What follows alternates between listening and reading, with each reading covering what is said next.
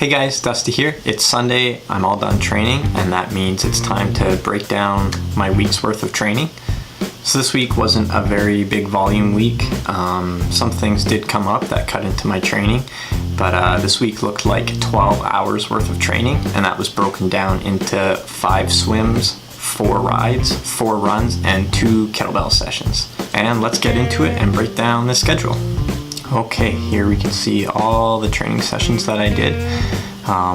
The one thing that was different from this week as opposed to last week my intensity just got up to what I would typically call race pace, and this week my training was a little bit more polarized, so it was either really easy or way over race pace, and you'll see what I mean with this first workout here.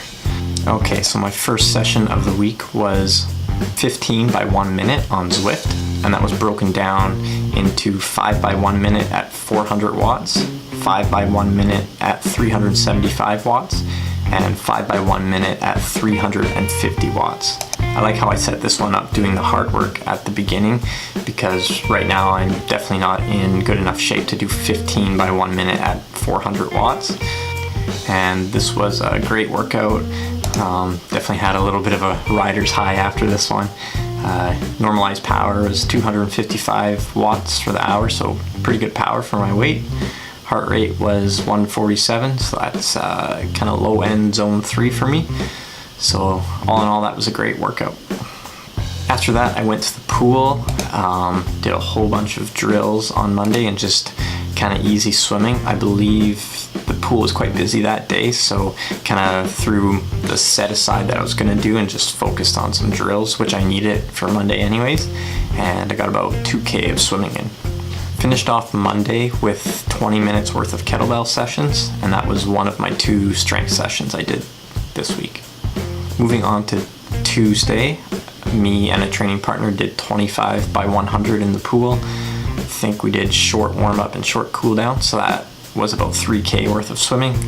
And this was a pretty basic, boring set. I think we were just coming in at 120 to 125, and we were leaving on 145. As soon as I got out of the pool, I headed to some trails and got a very easy 10K done. My easy paces are definitely coming down as the weeks progress. So this run here, I did 10K in just under 44 minutes.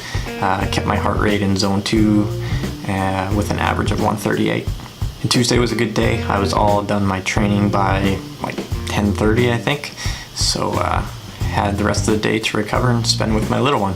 Going into Wednesday, I was called into work very last minute, and I had to work Wednesday morning. And that consisted of walking for like 3 hours straight, nonstop. Probably walked about 16K in the 3 hours, so I added that onto my training peaks. So I don't really count that as training, but if you did add it on, I had a 15-hour training week, but let's say that doesn't count. As soon as I was done work, I headed to the pool, and I didn't eat enough food in the morning, so I was feeling a little bit run down, but I knew I could probably get in a 2K swim. So I hopped in, had a training partner for this set, and we did a main set of 15 by 100. So the first set of 5 by 100, we were leaving on 135. Second 5 by 100, we were leaving on 130. And then the third set of 5 by 100, we were leaving on 125.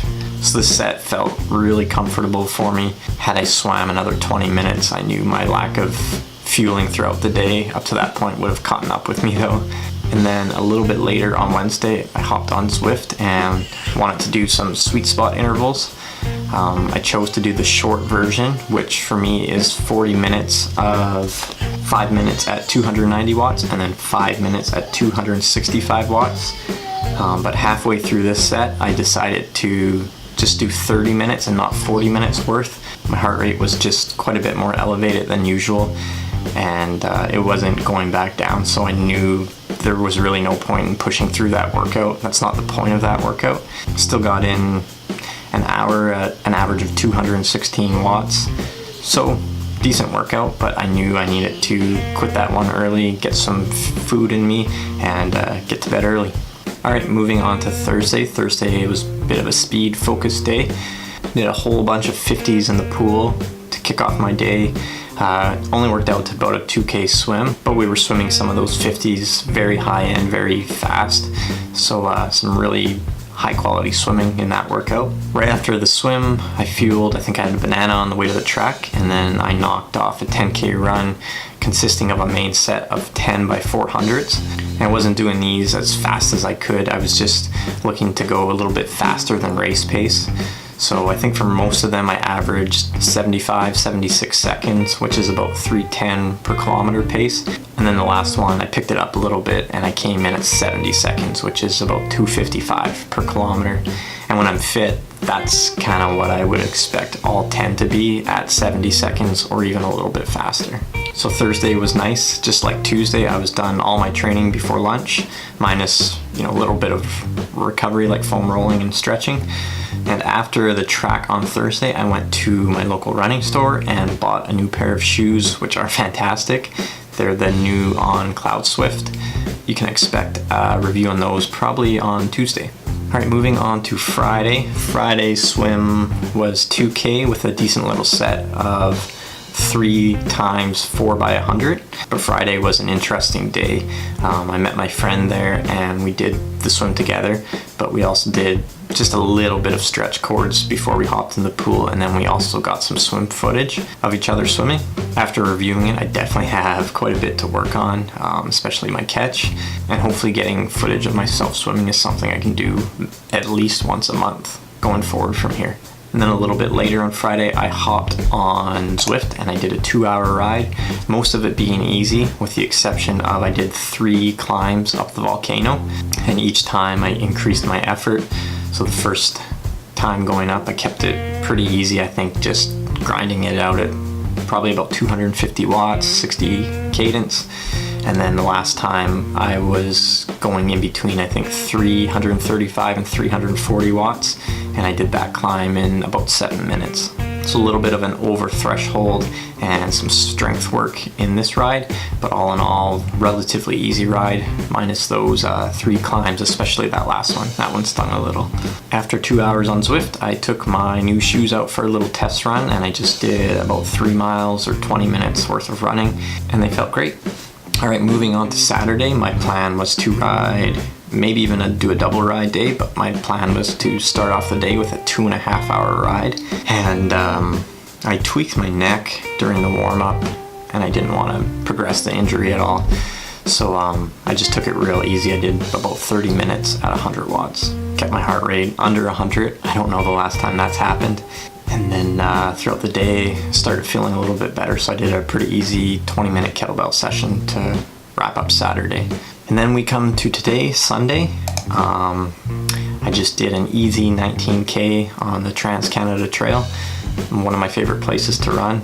And I did let my heart rate float a little bit above zone 2 for the majority of the run, but the effort still felt really easy to me. Kept my average heart rate under 150 still, and the average pace was 6:34 per mile. So all in all, a good training week for me. So it's nice to just put some efforts back into the body again. And hopefully next week I can get back to doing some bigger workouts like I was doing back in 2018. So I hope you enjoyed a little bit of an insight into my training schedule. This week wasn't super exciting, but maybe you got a little something out of it. And if you like this video, make sure to give it a thumbs up. And if you haven't yet, make sure to subscribe for more everything running, triathlon, and nutrition related.